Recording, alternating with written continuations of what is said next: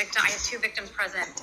Reed Knight and I think Jim Morrison are present. Okay, thank you. Kevin Morey couldn't make it today. On October 17th. I'm finding out that Jeffrey Kyle's Blackman going on to jail. behalf of the defendant who's present sitting next to me, Your Honor. Any legal reason we cannot proceed? No, sir. Mr. Schaefer, could you give me your name and date of birth? Kylie Schaefer, 02/22/1976. Sir, based upon your change of plea dated September 6, 2022, it's the judgment of this court that you're guilty of count 1, fraudulent scheme and artifice, a class 2, non-dangerous, non-repetitive offense, felony, committed from March 14th, 2021 to March 16th, 2021. And you're guilty of count 9, amended count 9, facilitation of theft by control and or misrepresentation and or controlling stolen property, a class 6 felony, non-dangerous, non-repetitive, committed from. There were 6 letters sent from the defendant, including also court reviewed a letter from the victim. Probation is available. The court is considering, I know that there's a minimum of 60 and maximum of 120 days on count 9. If the court were to give probation on that count, the court is considering a prison sentence on amended count 9. Let me hear from the state. Prison, not the jail term, Your Honor? Correct. Okay. Hear from what the state and parties say. That would suit the state's purpose of the plea. I would support that notion. I know defense counsel will be arguing for jail time to break it up on weekends. However, I do believe prison. I'm not going to break it up on weekends. I'm just putting that out there. It's going to be a flat. And I apologize for interrupting you, but No. Yeah, so my apologies. Okay, and that's exactly what the court would like to see. I know my victims feel very strongly about this. They've been very present during this entire process. This is a time when COVID was happening and people were really trusting their employees. They're trusting their supervisors to help run things. There was not a lot of interaction because no one wanted to infect each other with this virus when it first happened. And Mr. Schaefer really took advantage of this company in doing so. And he was a supervisor at the time. It took a while for people to even discover his theft because of the way he hid his behavior. I know that my victims have submitted a letter to you. Mr. Morrison, Mr. Morey, and Reed Knight have been very involved victims for the business. And if the court can order, if he's placed on probation, for him to stay away not only from the business, but from these 3 individuals, they're concerned for their safety based on their interactions with him when everything was happening. So it's Jim Morrison, Kevin Morey, and Reed Knight. Knight, like a knight, a shining armor. K-I-N-I. Could you give me the names again? Jim Morrison, Kevin Morey, and Reed Knight. How do you spell Morey? And Jim Morey? M-O-R-E-Y. Jim Morrison, like the rock star. And what was Morey again? M-O-R-E-Y. Kevin. What was the first name? Kevin. Kevin, thank you. And then Reed Knight. R-E-I-D-K-N-I-G-H-T. All right. I would ask for the restitution that's outlined in the pre-sentence report, the $28,781.86. And then I would also ask, if you do place him on probation on the class 2 fraud scheme, that'd be the full 7 years so we could ensure restitution for our victims. If he's able to pay that back in time, I would ask, defense counsel to leave to file a motion to shorten that. Okay. Do the victims wish to be heard? Do you have anything else to say? No? Okay. Do you mind if here's my question for the state, and if you want to consult with the victims. If I give the year, I guess to me, some of these, they come down to valuing, does the victims want restitution? A prison sentence would certainly disrupt. Mr. Schaefer would make the likelihood of getting restitution repaid significantly less. I think these are the things we balance in all these cases. So I guess kind of with that in mind, that's kind of my question for the state and or victims, if you have any Well, has your position changed since we had our conversation a couple months ago? So their position is that because of this behavior, they want to see prison time. They do want restitution as well, but prison is something that they always wanted. It was more than anything that I had offered in a plea. And they have not necessarily agreed with my plea. They've wanted more prison time. So, and that's been their position from the beginning. I've communicated this with defense counsel, and now with the court, that they do want to see prison and they want to see some kind of time for what he has done. Okay, thank you. Mr. Blackman? The victims don't want to be heard, Your Honor. I don't believe so. I think they've submitted a letter and Thank you, Your Honor.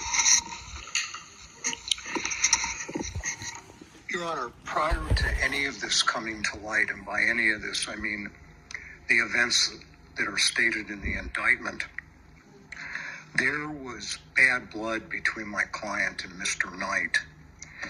And when this all happened, Mr. Knight told every construction company in Tucson that my client is an alcoholic thief. And as a result of that, as the court knows, he now is employed by a company that is based out of Phoenix. The victims claim that they fired my client. My client told the probation officer. But what does matter is at the same time my client left, whether it was fired or quit, a number of other employees that were working for Eagle Rock at the time, they quit. My client didn't reach out to anybody after this happened. He was contacted by a number of people and believes that anything he told those people was not malicious slander. Come on. That the court sends a message out to the construction industry. And with all respect, Your Honor, I don't believe it's the court's role to send a message to the construction industry. This isn't about the construction industry. This is about my clients dealing with this particular construction company. Beyond that, I would suggest to the court that whatever happens today, based upon everything I've seen and I believe the court's aware of, that the construction industry in Tucson will find out everything about what happened here today. I mention that because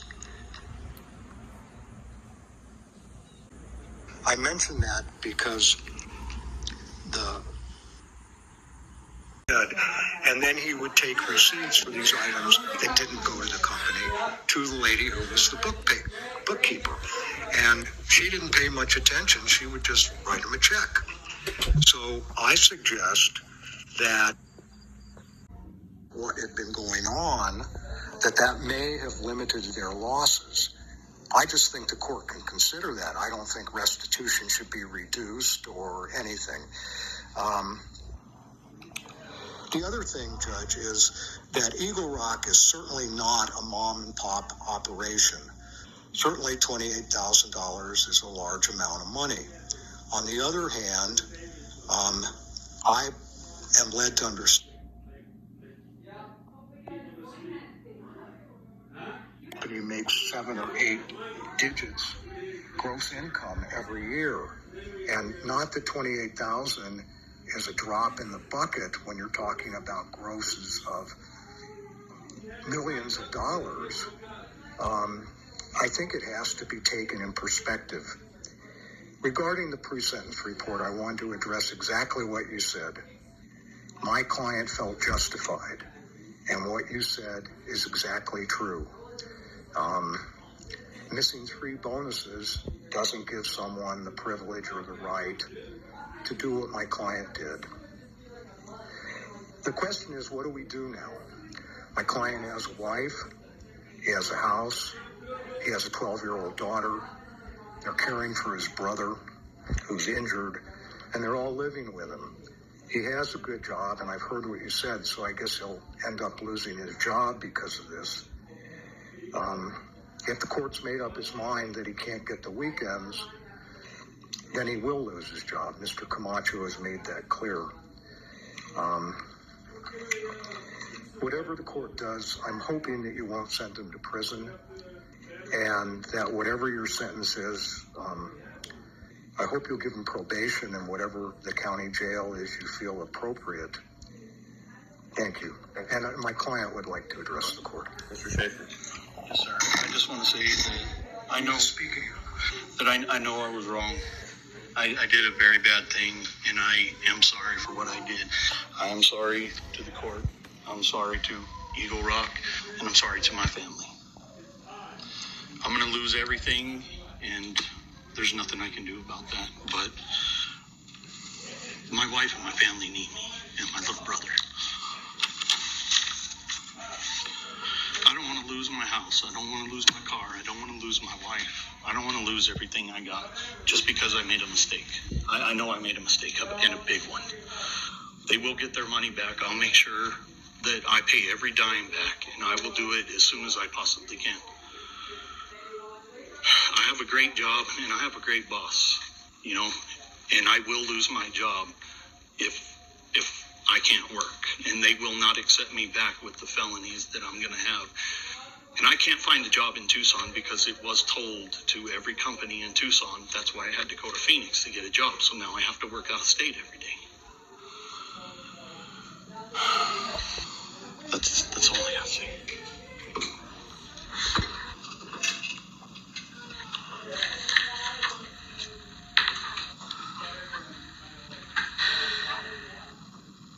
All right, I'll announce my decision. Before I do so, you will have the right to challenge my decision. You would have 90 days to do so. Court will provide you an attorney and transcript, and if you don't find anything within those 90 days, you would lose the right to do so. Additionally, if you complete probation or receive an absolute discharge from prison for this offense, and you've not previously been convicted of a felony and have paid all ordered restitution, your civil rights will automatically be restored. If you have been previously convicted of a felony offense in this or another state, or have not paid all ordered restitution, you can still apply to have your civil rights restored. This does not apply to the restoration of firearm rights if you are convicted of a dangerous or serious offense. The court will impose fines and fees, including a $20 time payment fee, probation fees of $65, probation surcharge of $20, additional assessment of $13, indigent administration assessment of $25, victims' rights enforcement assessment of $2 and $9. Additionally, the court will order restitution in the amount of $28,781.86 to the named victim, Eagle Rock. As to count one, fraudulent scheme and artifice, court will sentence Mr. Schaefer to 7 years probation. The court notes that if restitution is paid, the defendant may petition to terminate probation after 3 years. As to amended count 9, facilitation of theft by control and or misrepresentation, the court will impose 120 days in jail to begin today. Court will take him into custody. Court finds mitigating factors, including support of family, no felonies, and genuine remorse. Court finds aggravating factors at this pecuniary gain and the impact to the victim. So again, 120 days in jail to begin today.